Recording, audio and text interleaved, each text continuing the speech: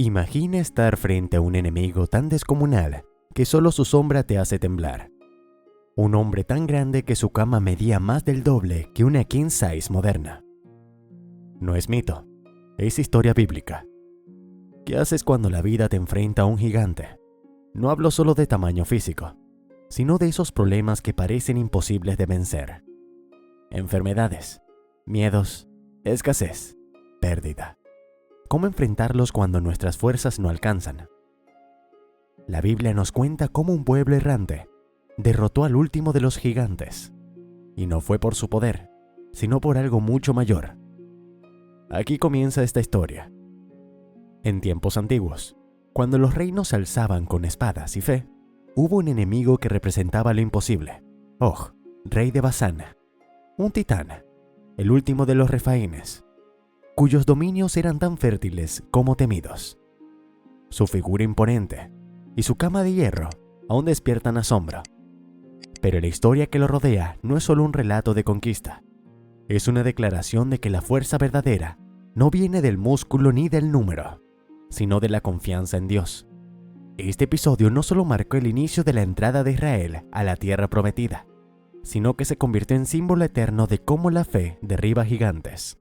En una época donde la estatura de un rey podía inspirar tanto respeto como temor, Og, el rey de Basán, sobresalía no solo por su liderazgo, sino por su gigantesca figura. Las escrituras lo presentaban como el último de los refaínes, una raza de gigantes que habitaba la región antes de la llegada de Israel.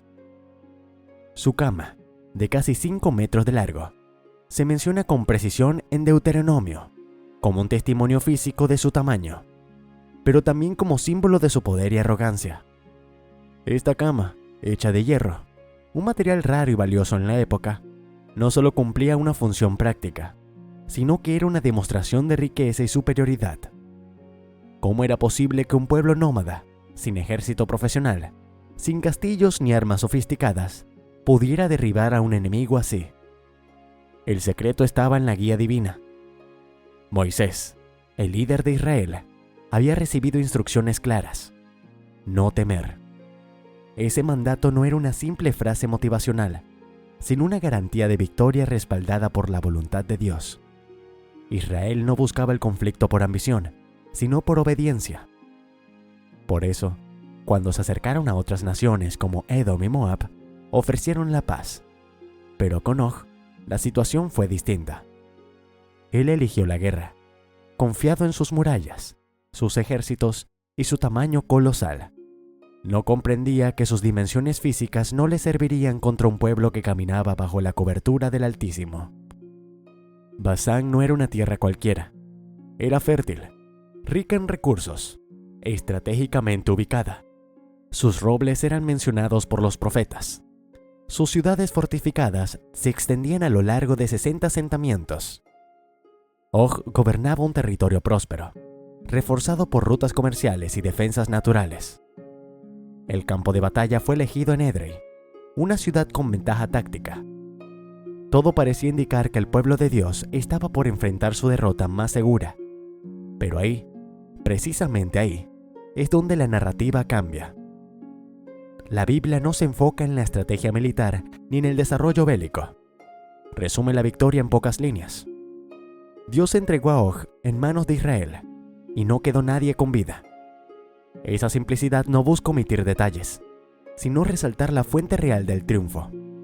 No fue por la fuerza del brazo humano, sino por la intervención del cielo. Og, el gigante, cayó. Su reino colapsó, y lo que parecía invencible se convirtió en testimonio de que ninguna muralla, tamaño o poder humano puede detener a un propósito divino. ¿Y tú? ¿Qué gigantes estás enfrentando? Porque esta historia no es solo historia, es una puerta abierta a una pregunta más grande que desarrollaremos en lo que viene. ¿Qué haces tú cuando tu problema parece medir 5 metros de alto y duerme en una cama de hierro? La derrota de Og no solo significó la caída de un monarca poderoso, sino el cierre de una era. Una figura que durante años había sido vista como inamovible, intocable y dominante, fue vencida en un solo movimiento por un pueblo que, desde el punto de vista humano, parecía el menos capacitado para lograrlo. Esta no fue una victoria común.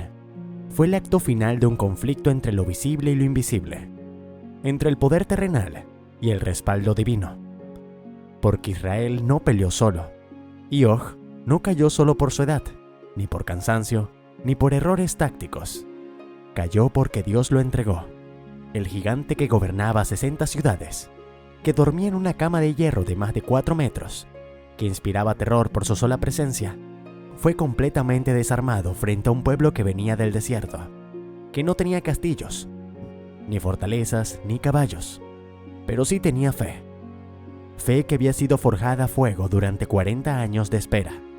Fe que ya no dependía de señales, sino de obediencia. Og fue vencido no por la fuerza de Israel, sino por la decisión de Dios de cumplir su palabra. El impacto psicológico de esta victoria fue tan fuerte como el impacto militar. Las naciones alrededor dejaron de ver a Israel como un grupo de nómadas y comenzaron a temer a su Dios, porque no era un Dios regional, ni una estatua de piedra, ni una invención humana. Era el Dios que abre el mar, que hace llover pan del cielo, y que derriba gigantes cuando su pueblo confía en él. Og representa más que una figura histórica. Es un símbolo de todo aquello que parece invencible en nuestras vidas. Problemas que no ceden, luchas que parecen eternas, situaciones que sentimos demasiado grandes para nosotros. Pero este relato no existe para exaltar al gigante, sino para recordarnos que incluso lo más grande cae cuando Dios lo permite. La cama de hierro no fue destruida, fue conservada. Y eso es significativo, porque en lugar de borrar toda memoria del enemigo, se dejó un recuerdo físico, para que generaciones enteras supieran que aquello que parecía imposible fue vencido. Esa es la diferencia entre una batalla y un testimonio. La batalla se libra en el momento, pero el testimonio queda para siempre. La cama no era un trofeo para Israel, sino una señal, una prueba de que lo que parecía indestructible fue derrotado no por armas, sino por fidelidad. La historia de Og cierra con contundencia. Fue vencido, sus ciudades fueron tomadas, su reino fue repartido, y su legado quedó reducido a una cama vacía y un recuerdo de advertencia. Así terminan todos los gigantes cuando Dios decide intervenir. Porque no importa cuánto poder acumule una persona, cuánto territorio controle, cuántos soldados tenga, si se levanta contra los propósitos divinos, caerá. Y eso es lo que sigue vigente hasta hoy.